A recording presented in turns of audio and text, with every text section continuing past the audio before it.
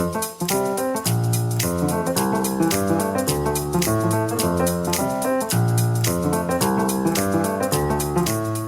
and welcome to the Book Club Review. I'm Kate. I'm Laura.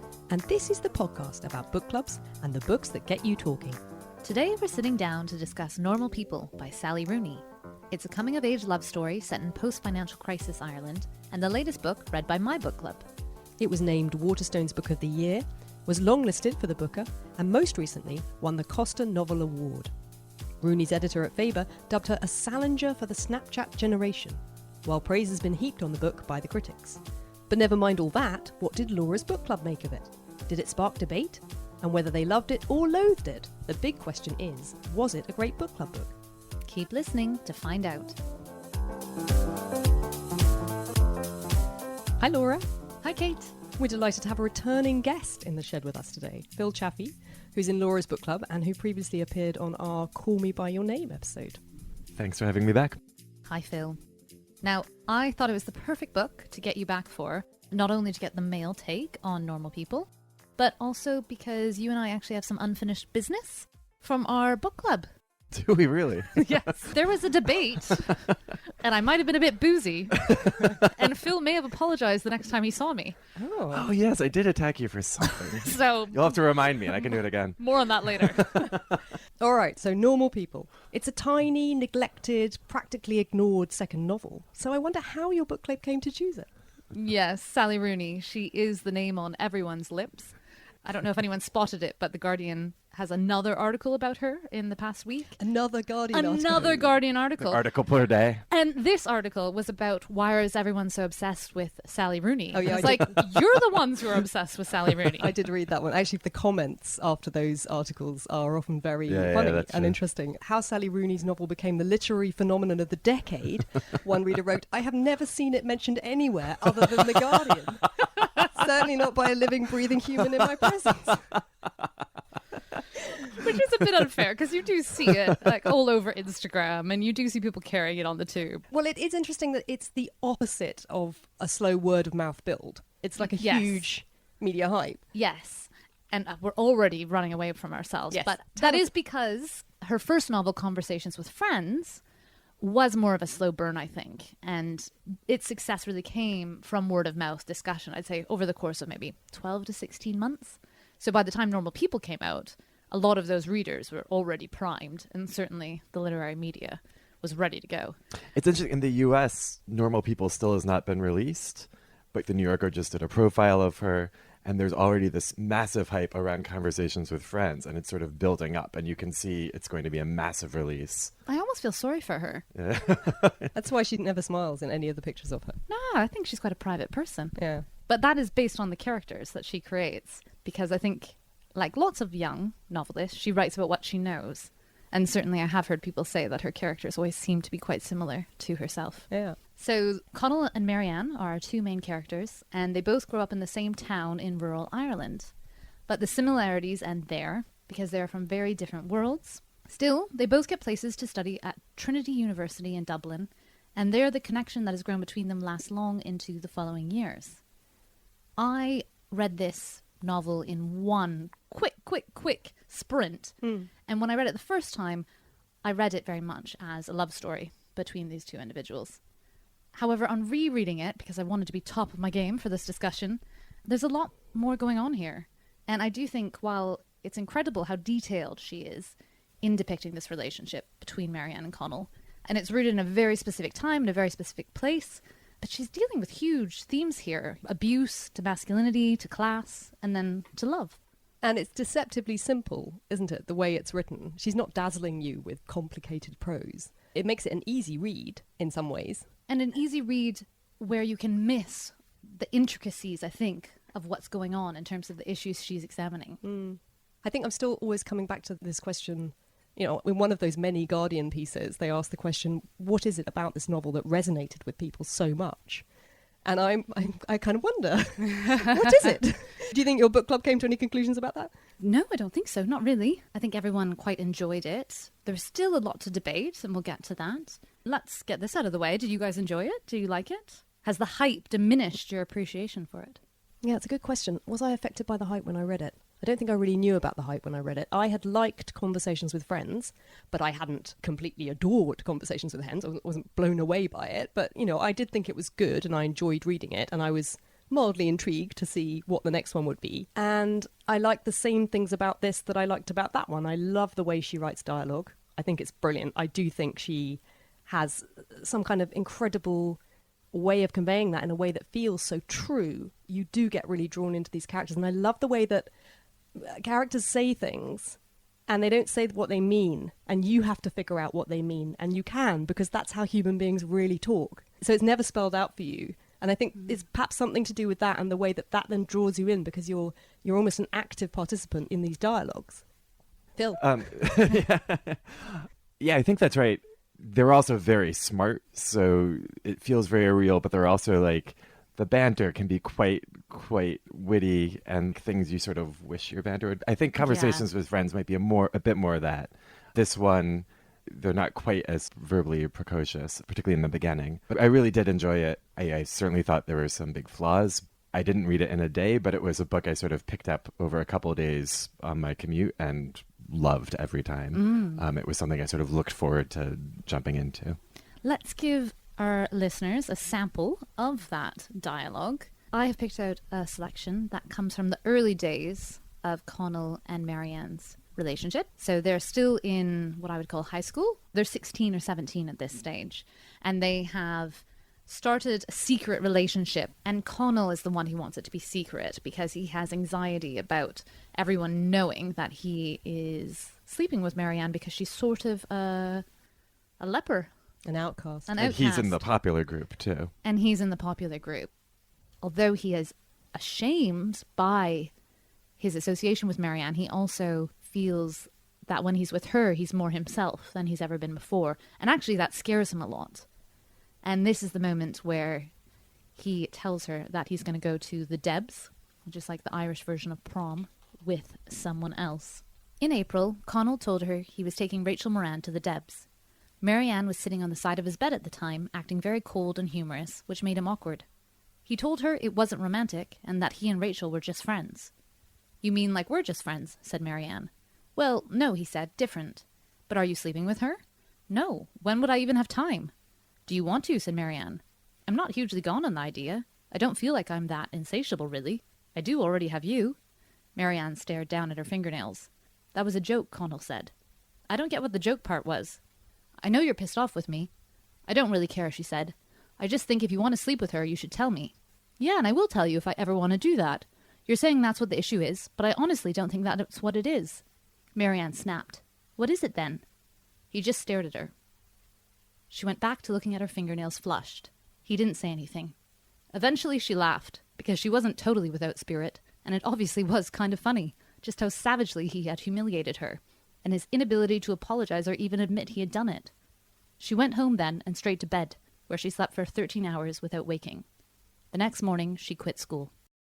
One of the things that did strike me about this novel is the way that she conveys the intensity of these teenage relationships and these teenage feelings. And also there's a lot of sex in this novel, which she also writes very well. It's never clunky or embarrassing. It always feels incredibly natural and just sort of the way it should be. And also, I think, the way you remember it. So, you know, I'm, you know, a bit older Without now. details. Well, it's not so much that, but, you know, it's true that as you get older, your feelings about the whole thing just do, I think, slightly change. I guess maybe I'm saying it becomes perhaps less of a all-encompassing concern, whereas when you're young, certainly when you're students, it's kind of like, it was one of the main things I remember from college. And that was all really nice and kind of fun and exciting. And I submit that I think one of the reasons this book has resonated so much with so many people is because it reminds us of that, and it takes us back in a very real and immediate way to a time in our lives which we probably most of us enjoyed, and it's gone now and we'll never go back there and we'll never be those people again. But this somehow just sort of takes you back there in a way that's very enjoyable, I thought. Well, and also a lot of the drama in the book is obviously about the two of them, but it's also about just sort of how you change going from high school to uni and from uni to the real world, and how you can shift socially. And in some ways, it's sort of like a Bildungsroman or whatever that pretentious German word is for like a coming of age novel for both of them. But it's really gripping the way it just in the beginning section talks about how he's thinking about whether to go to Trinity, which is across the country, or whether to go to Galway or wherever it is, which is much closer, and he could stay closer to his friends or be a completely different person in a completely different place and be someone who, what did he say, like vacations in Spain and thinks about The Greek debt. the Greek debt. Yeah. Or talks about the Greek debt. Greek bailout. Oh, right, because it's very of the time. But just like those details are very magical and almost as magical as the relationship. Yeah, and when I first read it, it was the relationship that consumed me. And as you're saying, Kate, it did remind me a lot of my university years. And I met my husband the last year of university. So I was hugely nostalgic for all these memories and also all the stupid things we did. Yeah. So I felt very anxious on behalf of Marianne and Connell. And obviously they go through some really tough times. They're not always in very good mental health. But I did feel like they were going to get through it. A lot of the mistakes they were making just felt the result of being young and stupid. That's not entirely true because obviously Marianne comes from an abusive household and has issues as a result of that, and then Connell suffers from anxiety. But I did have faith that they would outgrow this stupidity, and for me there was a bit of an inevitability about them ending up together. Yes, although do they? But yes. Do they? Yeah.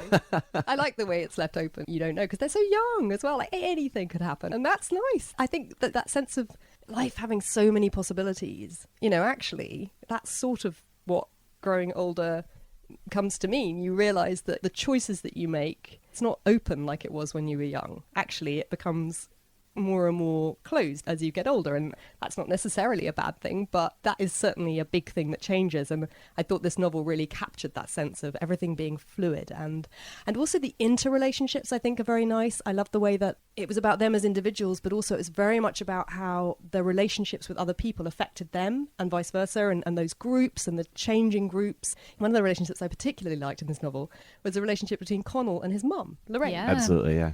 And I was thinking, it's quite rare, I think, to read just a really nice parent-child relationship. Very, very often in books, it's always incredibly fraught and problematic. And I always feel really sad about that because I have children and, I just think, oh, God, one day they'll hate me. And, I found this quite pleasing because it's not exactly like they're friends, but nonetheless, they have a relationship that's deep and loving and is quite funny and sweet and felt very real to me. I mean, actually, I think often parents do have that relationship with their children and vice versa. Can I read something that shows that in action? Oh, we should say that Connell doesn't know who his father is. And I actually loved the fact that it was a non-issue, that Connell had just decided it didn't make any difference to him whatsoever. Yeah, and he she had would no have told him, curiosity. wouldn't she? And as he reflects on that, this is quite early on, he says, he never thinks about the man who got Lorraine pregnant. Why would he? His friends seem so obsessed with their own fathers, obsessed with emulating them or being different from them in specific ways. When they fight with their fathers, the fights always seem to mean one thing on the surface, but conceal another secret meaning beneath. When Connell fights with Lorraine, it's usually about something like leaving a wet towel on the couch, and that's it. It's really about the towel. Or at most, it's about whether Connell is fundamentally careless in his tendencies, because he wants Lorraine to see him as a responsible person, despite the habit of leaving towels everywhere. And Lorraine says, if it was so important to him to be seen as responsible, he would show it in his actions, that kind of thing. Yeah, it's good. So one of the things I found least convincing in the book was Marianne's family. There's a history of abusive father who's no longer in the picture. Is he dead? I forget. Yeah. We don't know, do we? He's gone. No, he is dead, Is he? because Oh. they go to his funeral mass. Oh, yeah. Oh, yeah, that's right. But then she has this older brother and this mother who both seem sort of cartoonishly villainous Yes. in a way that did not feel truthful to me. And there was a couple things in this book whereas with Conversations with Friends, the first book, there's sort of propulsion of these twisted relationships and a hidden affair. In this, I felt like she was just adding in things for extra drama, where stuff like this, or later on, I felt like Connell's depression Oh, yes. Me too. They just sort of dropped in I for know. like, well, we need to do something else here, so Yeah. let me just throw this in. Right. He And suddenly there's- gets depressed. Yeah. And you're like, where has this come and from? it's there for 2 chapters and then it goes away He's and it's okay. not a thing again. And it just felt like there was a couple very false notes in this where she was just trying to drag it out. So you weren't alone because people in book club agreed with you. But I, having just reread it, I feel like all of the seeds are explained. I mean, the reason why Marianne comes from an abusive household, or rather the proof for me that she comes from an abusive household, is her relationship with other people and her belief that she is not worthy of being loved, and she sees herself as a cold, unlovable person. And obviously then there is a tendency that comes out later in her other relationships where she's a submissive, and then how does that get incorporated with her relationship with Connell? I thought that was really subtle. And the mental health, his anxiety about his identity is there from the very beginning. Yes, absolutely. The anxiety is all throughout the whole thing, but it's then this sudden depressive episode where he goes to the mental health clinic, and it just felt But it is triggered by his breakdown of a relationship. So he has this normal girlfriend, right? And when he's with her, he's like, I'm a normal person. This is picking up on the title theme. You know, Right. but he's like, I just like to pretend that I'm normal and I don't have these dark tendencies. And when I'm with Marianne, I feel like there's a dark side of me that scares me. And all along, that's been why often the relationship with Marianne breaks down, right? Because he pulls back. And what he's pulling back from, I think, is that sense that something is wrong with her. And we kind of know why that is, because she's been physically and emotionally abused all Right, her right. life. The brother, the older brother, is a very menacing presence. think? He doesn't appear that often, but their interactions are incredibly chilling as he asserts this sort of dominance and control of it. And I agree, it feels contrived. He's there because she needed Marianne to have this whole background of, yes, abuse and the way that she felt. But I kind of believed in him. I didn't question that. The mother, though, I did question. Right, yes. And the things the mother said to her about how meaningless she was to her and how worthless she was. Yeah. There's this one time where she goes back for the summer or break or something, and the brother's being awful, which we've seen before, and then they're sitting in the kitchen or something, and then the mother just piles on in this really over the top, and it just felt like this doesn't feel necessary. Like, I buy her psychology already from the brother, from the previously physically abusive father, that like just seems cartoonish. Yeah, I'm somewhat sympathetic to that. I do think that her mother has been a victim herself. And so in my True. mind, it's really realistic that she would turn a blind eye to the abuse that is carrying on in her house. But you're right, that doesn't mean she has to be a horrible person to her daughter and say horrible, unloving, cruel things. Right. Yeah. It could have been just a bit more subtle. Like, bit she more- could have a been bit more cold subtle. without like just as over the top. Yeah. I think one of the other things that I did really appreciate about this novel and thought was very clever was the way that it's structured. Did you guys talk about that? I actually don't think we did talk about that. I don't think we did. No. But you're right. It's almost as well on a second reading. You start to really Yes. appreciate Yeah, its yeah. artfulness. Completely agree. What is this thing about? It's the second time you read a book. But I think because the first time I read for plot, I read for the character, I read for the emotion You I really felt. wanted to I know. felt like a mother. Like I was extraordinarily anxious about what they were doing and what they were going through. And so I just wanted to get to the end to try and feel better about their situation and where they might end up.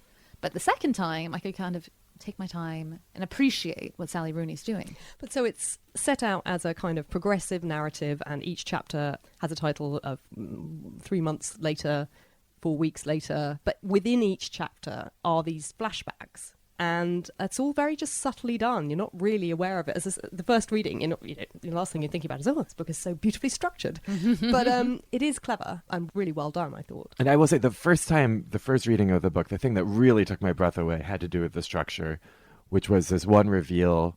You're also sort of going back and forth between their perspectives. Yeah. And there's this amazing reveal midway through the book where, from her perspective, they've been dating again. I mean, they're on and off again throughout the book. They've been dating again. And then once it comes summertime, he sort of coldly disappears and goes back home while she stays in Dublin.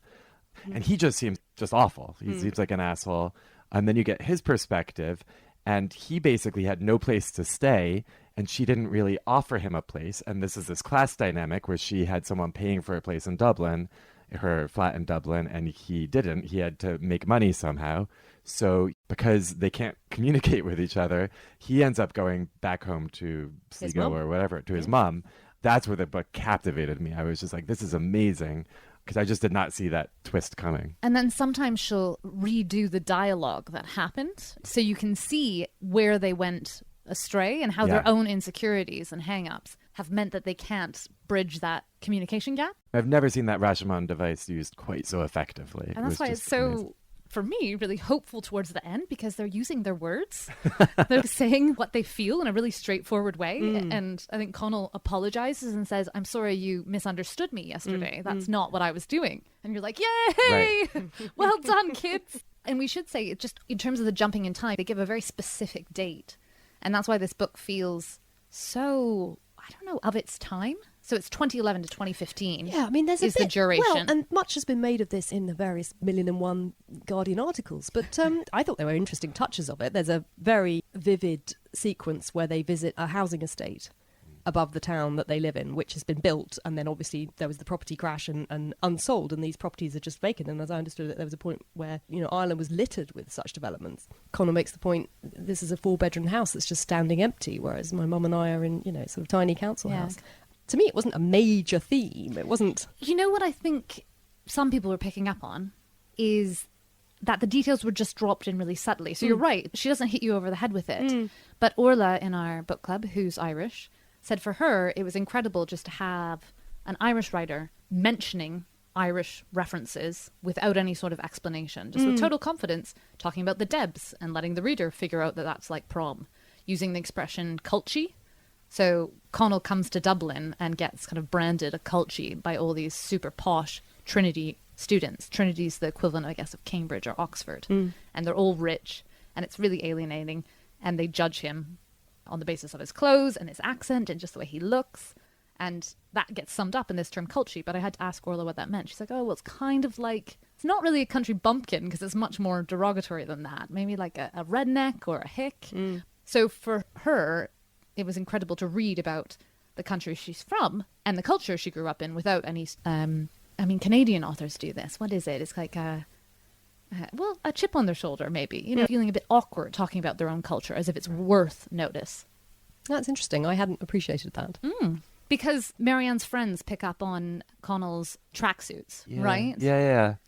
And that's what really bothered me, and I didn't quite believe, was Marianne's blind spot to the money and class thing. Oh, I totally believed that. Did you? Yeah, I did too. Why would Oh. she's not, the fact that she's grown up with money, she wouldn't think two things about it. Yeah. You only think about it if you haven't had it. And there's actually quite a lot there about summer jobs, about applying for scholarships. She applies for a scholarship just for the validation. I did slightly feel it was all a bit effortless for both of them. I was, again, They're the both so more brilliant. the more I read about Sally Rooney, the more this feels like this is just her. And so for her, it's like, well, why wouldn't you just get a scholarship and go for it? Whereas, I mean, I thought the same, but Not arrogant perhaps exactly, but- none of us are as brilliant as Sally Rooney, right? Yeah, I don't think I am. At one point, Marianne talks about how being at university is an incredible experience, and she feels like she could read anything and then take that on board and synthesize it and pick out the themes and the interconnections. And I was like, that was not my university experience. I just remember being baffled by like Derrida. Like, oh. I enjoyed conversations with friends, but I wouldn't say it's particularly stayed with me, and I wouldn't say that any of the ideas in it really resonated with me. And I sort of wonder whether a year on from now, when I'm looking back on Normal People, whether I'll have the same vague, oh yeah, good, good dialogue, but, nothing more than that. This sort of thing about she's the guiding light of our modern experience, which is, I think, what Waterstones said about her when they awarded her the prize. Really? Really? Yeah, I'm all for it. I think she is. I think this will be a classic. So were your book club universally enthusiastic, or were you divided? I think we were universally enthusiastic, but in differing veins. You may have been the most enthusiastic. No. Francis was I'm pretty wondering. enthusiastic. Yeah. Orla was very enthusiastic. Ooh, it's time for a debate. Oh yeah, so tell me this offensive thing I said. No, you weren't offensive at all. But speaking about debates, university-style debates, I'll ask Sally Rooney. just coming back to the masculinity question. So Connell is, and I found this very touching, Connell is a really handsome guy. He's tall, he's dark-haired, but how he looks and the way people judge him on how he looks doesn't reflect how vulnerable he is. So people look at him and they see kind of a strong, sometimes aggressive-looking man. And actually inside, he's just coming to pieces, isn't he? He's incredibly shy. And although he's popular in school, he later explains to his counselor that it wasn't who he really was. It was just everyone knew him. Right. And so his identity was entirely based on that moment and where he'd grown up. And then leaving to go to Trinity is profoundly disorienting for him, which is why I felt the depressive episode rang true, because Right. he was so cut off from any sort of frame of reference and so wrapped up, I think, in his lack of privilege compared to all these people around him. You're like, and where do I come into this? My question, because you were there and Stu was there, and my question to you guys was, is this what the male experience is like? Because for me, it felt like a window into male vulnerability that had just never really occurred to me. It had never occurred to me that, for example, Connell, he said sex before Marianne, and he recalls how every time that he's had sex in the past, he almost wants to cry afterwards. Like, he's hated every moment of it. It hasn't made him feel comfortable at all. And when I said to you, I said, so, men, what do you think? Do you feel like this is a true representation of the male experience? Right, and I'm now remembering. I attacked the question. Because I feel like it's a very realistic portrayal of this individual. I don't know if it says anything about the male experience. I think probably a lot of people of both sexes are pretty miserable the first couple of times they have sex. I don't think teenagers are particularly good at it, and it's lots of emotions going on. But I also think that you could reasonably swap their genders, and that Marianne could be the queen bee in high school and Connell could be the secluded rich kid. And I think it would make sense, and she could be the one with all the insecurities, he could be the one with the abusive family, and everything would still work. I don't think the genders are particularly important to this. The only thing I can think about where it couldn't be switched, when Marianne's reputation is ruined. So she goes from being an outcast at high school to being queen bee at university. She has this horrible boyfriend, but he's incredibly wealthy and has lots of friends. And then after they break up, her reputation is in tatters and everyone starts talking about her as a deviant. And later on, she asks Connell if he heard these rumors, and he says, oh yeah, but I just ignored them. I wouldn't worry about it. And she says, well, it's different for women. And he says, oh yeah, I'm starting to realize that. Yeah, that's a fair point. But otherwise, yeah, agree. And just to be clear, the phrasing was, I don't believe in the male perspective. and it's not, and to be fair to Phil, I was just quite inebriated at this point. I'd had like I'm sure I was too. 2 or 3 glasses of wine, and I really wanted to debate this. I was like, all right, okay, bring it on. Come on, Phil. And Phil was like, well, yeah, no, that's all I have to say. Had left me hanging. And so, was it a good book club book? Yeah, it's a great book club book. Phil, was it a good book club book? I have recommended it to other people. I don't know if I'm going to remember it in 20 years, but I certainly do enjoy it, and I'll certainly enjoy her next one. For me, it just keeps coming back to the hype. The hype. I mean, I liked it. I thought it was good, but the hype is just so out of all proportion to what I think it was. Or am I missing something? I have this sort of really disconcerting feeling of, what am I missing? I think it goes back to the quote from her editor who says she's Salinger for the Snapchat generation.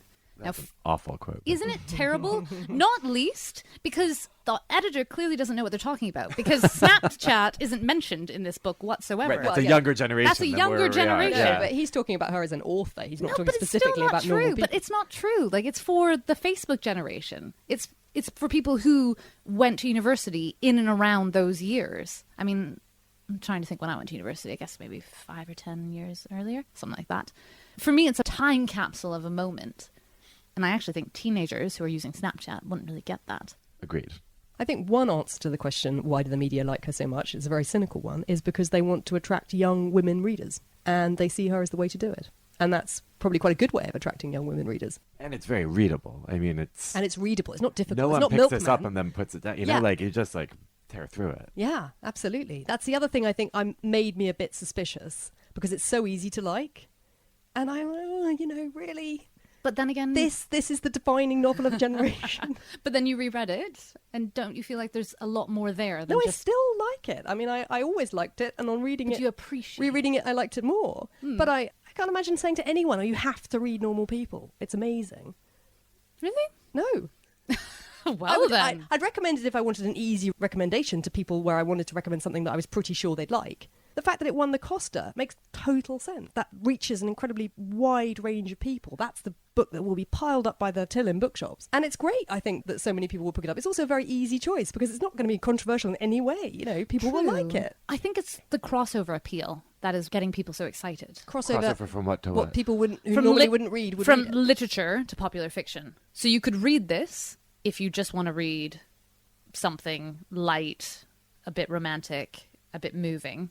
Or you could read this to really get into the literary themes, because there are a lot here. She does quite subtle dissections of class and masculinity, and even just the very clever portrayal of relationship with that disconnect in communication. I think that's the other thing. It just felt very much to me like it's vivid and it's brilliant, but is that because she's drawing on her own experience? And I suppose I would be less skeptical if I read a book where she was writing about something where I really thought that was... I agree. I think there's like this... I think there's this possibility of Sally Rooney spending the rest of her career writing about like loquacious literati in Dublin, right? And just sort of this milieu and finding a million different iterations of relationships and she could do that in the way that Updike writes about. I was going to bourgeois say, you in mean all Connecticut. those incredibly famous male authors? Absolutely. Like Hemingway? Like, what did Hemingway ever write that wasn't just about him and his life? Yeah, or Updike. Or yeah, there's a million examples of that. I mean, there's nothing ultimately wrong with it, like if you can do it in a clever way. Well, but... who doesn't write from their own experience? I think it's entirely unfair to criticize her for that. I don't know. It's double standard, There are Kate. lots of authors who step outside their own experience because they're imagining something else, and as readers they take us with them. And I suppose it's different kinds of books. I mean, that Leila Slimani book was that was not her experience as a nanny killing babies, right? True. So, like, yes, thanks, Phil. Good point. no, but like she got that from the news, and she then But the mother figure in Lullaby was from a French Moroccan background, right. just like the author. So authors bring in their own experiences. Yeah, but you can also branch out too. I think that's the thing for me. I thought it was a nice book. I thought it was very. I thought it was well written. Faint praise. I was there with her on the page. I would happily recommend it to people, but the defining voice of a generation. I'm not really convinced about that. I think it's an easy label that the media are pinned on her. I agree, and I think she herself, I suspect, probably would be incredibly uneasy with it. I'm sure she doesn't take it all that seriously. Yes. I feel like there's a wisdom to her writing. Like Marianne, she just assumed, of course, everything... Why wouldn't everything you write be... Nobel is clearly next, She's got all these other prizes. So, a great book club book. A nice book if you're Kate. A great book if you're Laura. Phil? It's a good book. Solid book. Nice, great, or solid. Take your pick. My English teacher will be wincing at my use of the word nice.